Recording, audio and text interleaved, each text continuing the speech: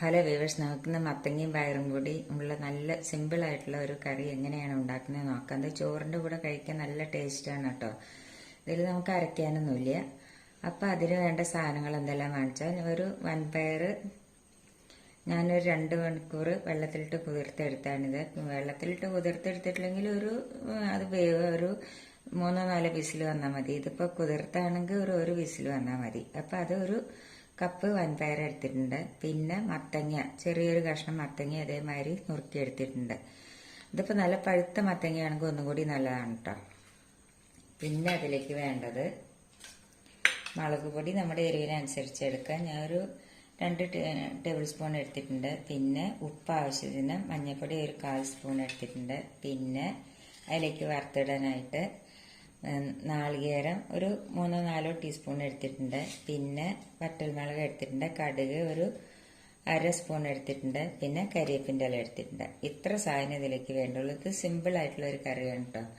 ചോറിൻ്റെ കൂടെ കഴിക്കാൻ നല്ല ടേസ്റ്റാണിത്. അപ്പം ഇത് നമുക്ക് എങ്ങനെയാണ് ഉണ്ടാക്കുന്നത് നോക്കാം. അതിന് വേണ്ടിയിട്ട് ഒരു കുക്കർ അടുപ്പത്ത് വെച്ചു. അതിലേക്ക് നമുക്ക് ഒരു ഗ്ലാസ് വെള്ളം ഒഴിച്ചു കൊടുക്കാം. ഒരു 1.5 ഗ്ലാസ് വെള്ളം ഒഴിച്ചു കൊടുക്കാം. അതിലേക്ക് നമുക്ക് ഈ പയറിട്ട് വെക്കാം.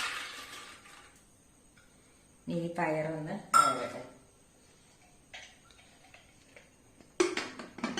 ഒരു വിസിലൊന്ന് വരട്ടെ.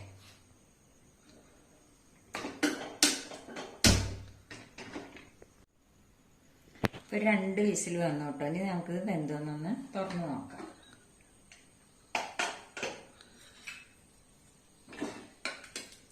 പയറെല്ലാം നല്ലപോലെ വെന്തിട്ടുണ്ട് കേട്ടോ. നല്ലപോലെ വെന്തിട്ടുണ്ട്.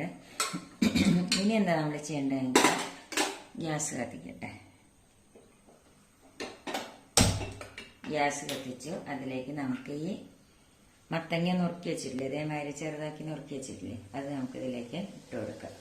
നുറുക്കിയിട്ട് കഴുകി വെച്ചതാണ് കേട്ടോ അത്.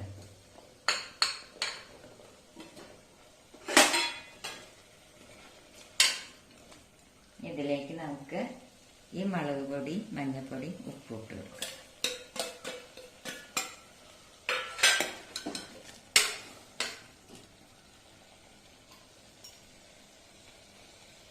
കുറച്ച് വെള്ളം ഒഴിച്ചു കൊടുക്കാം. കുറച്ച് വെള്ളം ഒഴിച്ചാൽ മതി. ഇനി നമുക്കിത് ഒരു വിസിൽ വരണ്ട. വിസിൽ വരണമെങ്കിൽ ആദ്യം ഇങ്ങനെ വരില്ല. അപ്പം നമുക്കിത് ഓഫാക്കി എടുക്കാം.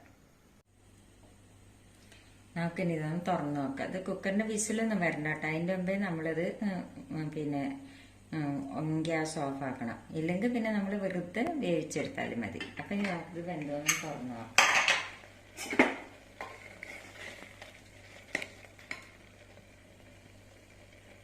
കണ്ടില്ലേ, മത്തങ്ങ വെന്തിട്ടുണ്ട്. ഇനി നമുക്ക് പതുക്കെ ഒന്ന് ഉടച്ചു കൊടുക്കാം. അധികം ഉടയ്ക്കണ്ട, കുറച്ചൊന്ന് ഉടച്ചു കൊടുക്കാം.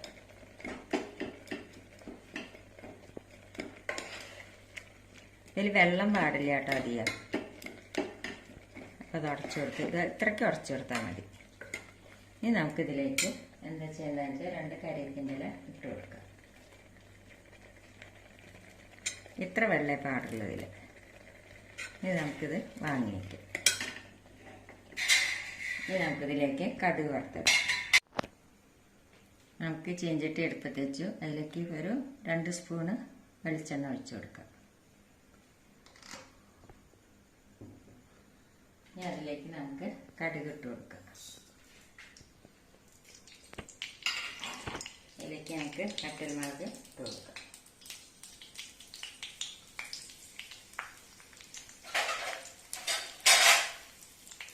ഇതൊന്ന് പൊട്ടട്ടെ.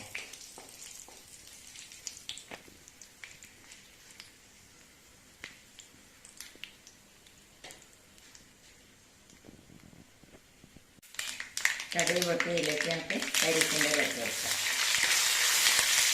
ഇതിലേക്ക് നമുക്ക് ഈ നാളികേരം ഇട്ട് കൊടുക്കാം. ഈ നാളികേരം ഒന്ന് വറുത്തെടുക്കട്ടെ. നാളികേരം വറവായി കണ്ടില്ലേ. ഇനി നമുക്കിത് ഇതിലേക്ക് ഇട്ട് കൊടുക്കാം.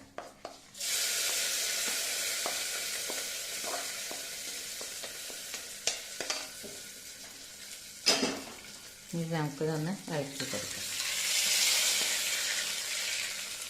നമ്മുടെ കറി റെഡിയായി. ഇത് ചോറിൻ്റെ കൂടെ സൈഡ് ഡിഷായി കഴിക്കാൻ നല്ല ടേസ്റ്റാണ്. അപ്പോൾ എല്ലാവരും ഇതൊന്ന് ട്രൈ ചെയ്ത് നോക്കണം. ഇഷ്ടപ്പെടുകയാണെങ്കിൽ ലൈക്ക് ചെയ്യാനും ഷെയർ ചെയ്യാനും സബ്സ്ക്രൈബ് ചെയ്യാത്തവർ സബ്സ്ക്രൈബ് ചെയ്യാനും മറക്കരുത്. പിന്നെ സബ്സ്ക്രൈബ് ബട്ടന്റെ അടുത്തുള്ള ബെല്ലൈക്കൺ ക്ലിക്ക് ചെയ്യാനും മറക്കരുത്. അപ്പം ഞാനിടുന്ന വീഡിയോസ് എല്ലാം നിങ്ങൾക്ക് അപ്പോഴേക്കപ്പോഴേ കാണാൻ പറ്റും. അപ്പം എല്ലാവർക്കും ഈ കറി ഇഷ്ടപ്പെട്ടു എന്ന് കരുതുന്നു. എല്ലാവരും ട്രൈ ചെയ്ത് നോക്കുമല്ലോ. താങ്ക്